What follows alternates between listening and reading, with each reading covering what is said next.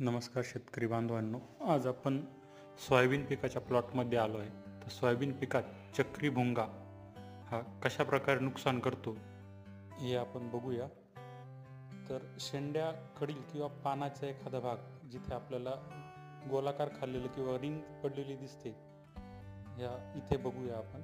एक बारीक 2 रिंगा पडलेलं दिसतं आपल्याला इथे शेंड्याला.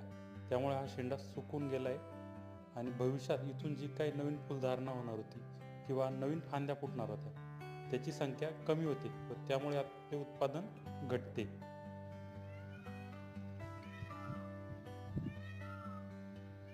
ह्या किडीच्या नियंत्रणासाठी इमामेक्टिन बेंझोएट 5% SG हे कीटकनाशक 15 लिटर पाण्यासाठी 10 ग्रॅम या प्रमाणात घेऊन फवारावे.